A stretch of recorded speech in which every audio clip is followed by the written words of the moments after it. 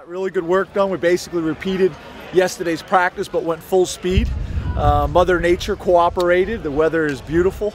We got a lot of really good work done. Right now we're getting a presentation explaining Gaelic games to us. They're going to show us how they do it. So it's been good. I think the guys have had a good experience. The hotel's been unbelievable. The GAA's been unbelievable. And we're excited to get out there and play. Has it been a lot of fun for everybody? You talked about the business trip, but have you seen everybody having a good time? Yeah, yes, it's been fun, but it's been meetings and it's been practice. The food's been excellent. The hotel's been great.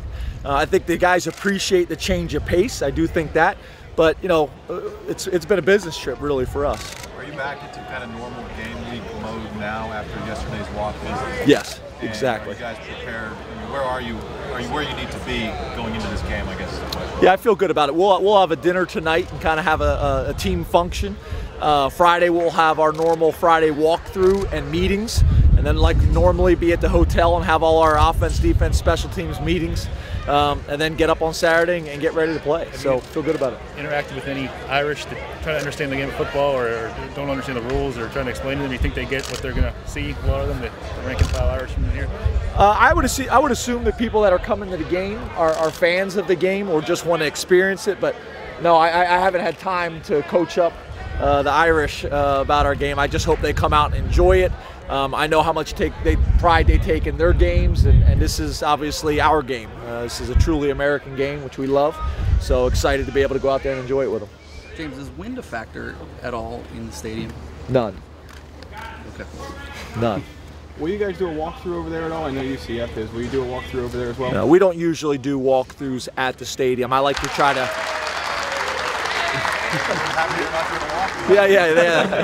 I like to control environments, so we don't typically walk through in other people's stadiums and things like that. So we won't do that. I think the fact that we got to check out the stadium the other day, that was good enough.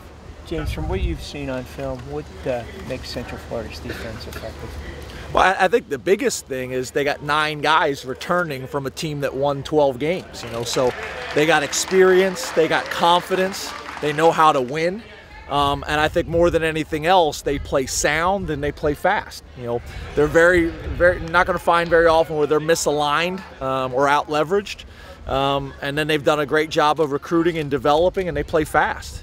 So when you get 9 guys returning from a team that won 12 games, and I think you look at what they did against Baylor, one of the highest scoring offenses in the country, what they did last year. So they have a lot of confidence. Was there any talk from the guys returning about what happened last year, that they came in and beat them in their own stadium, beat you guys in their own stadium, even though you weren't here? No.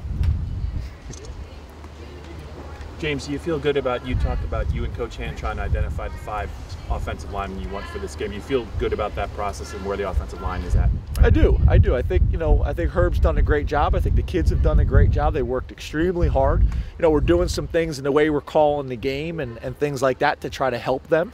If you help them, you're helping Hack. And that's really what we're trying to do, get the ball into our playmakers' hands. We got to be smart because I think when you have a quarterback like Hack, you say you want to throw the ball.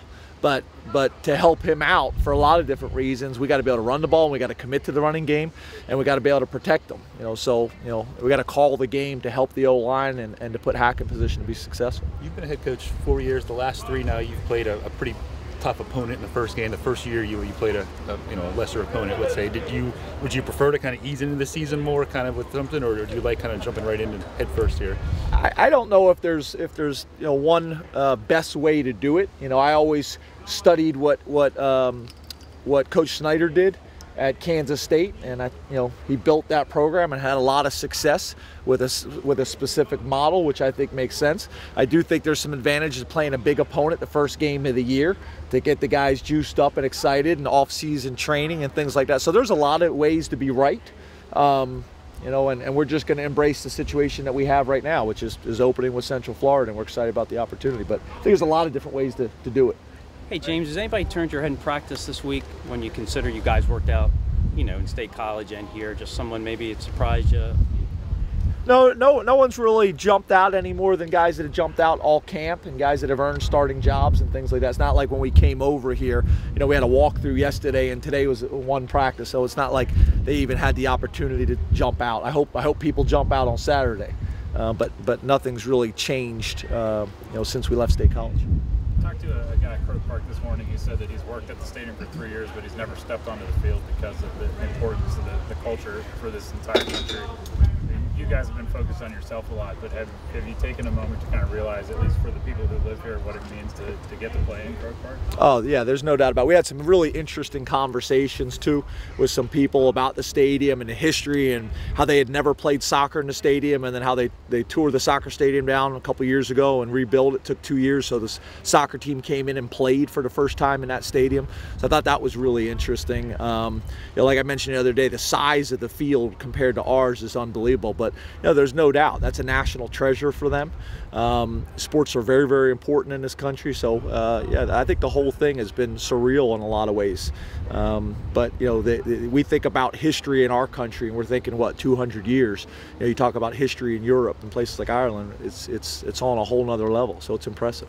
From your fan standpoint, most of us on our flights over here, tons of Penn State people on all the planes. There was a bunch of Penn State people on our plane too. Yeah, exactly. What does that tell you? What about your fan base, that they're going to come out here and all this way and support the team all over? I think it's impressive. I mean, you guys have heard me say before, you got the spring game with 72,000 people. You play a game in Ireland and you have a huge support of fans and alumni coming out to be with the guys. I think that, what makes Penn State special and always will is the people, and that's never going to change, and we plan on it only getting stronger from here on out. But I think that's what differentiates any business, any corporation, any organization, any team is the people. And Penn State has had unbelievable support with the university and unbelievable support with athletics and specifically football for a long time, and we want that to continue. We want to put a product on the field on Saturday that all these people that have rallied behind us can be really proud of. Been here a day and a half. Logistically, have things been smooth, and have there been any hiccups, maybe things you didn't expect along the way? Yeah, I think our administrative staff did a great job of having everything planned out, from the flights to the hotel to the food to the practice venues. But there's always a few things that come up that you jot down. That's what I'm constantly doing at practice, is jotting down notes of things that we would do better next year if we were going to be in this, or for bowl trips and things like that, things that we need to be aware of or make sure we have in our manual that we can learn from. But that's every day. No matter what we do, we're always taking notes down about what we can do better and how we can make the experience better for the kids. Were you able to buy a toothbrush? Yeah, well, I actually had. I think I was misunderstood. I actually packed a toothbrush, but we went right from the airport. We never went to the hotel. We went right from the airport to practice. So I had a toothbrush, but it was all. We never saw our luggage. We came right to the stadium, and we flew overnight. What I meant is I should have packed a toothbrush for the airplane, so I could have brushed my teeth in the morning, and that scared you guys off. On bowl games, a lot of times players get some free time on their own. I'm assuming you're not able to do that here, to let them do anything kind of off on their own. This is a game. This is a game. This is a game against Central Florida that happens to be in Ireland.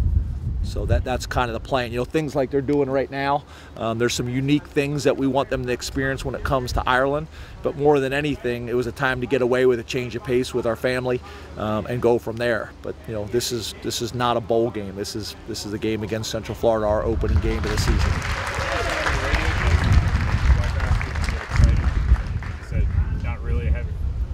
Now that you're so much closer to this game, is there a little bit of that finally we're here to this first game from your perspective more? Well, I think every day it gets closer. There's more anticipation. There's no doubt about it. But I'm not a guy that starts getting excited until the morning of the game. I usually sleep very well the night before the game, and when I wake up that morning, then I start to kind of get a little bit more to butterflies. In the locker room, I get the butterflies and things like that. But before that, there's still things like from today that we got to get cleaned up. That's on our mind. And until those things are done, that's where my focus is if that makes sense.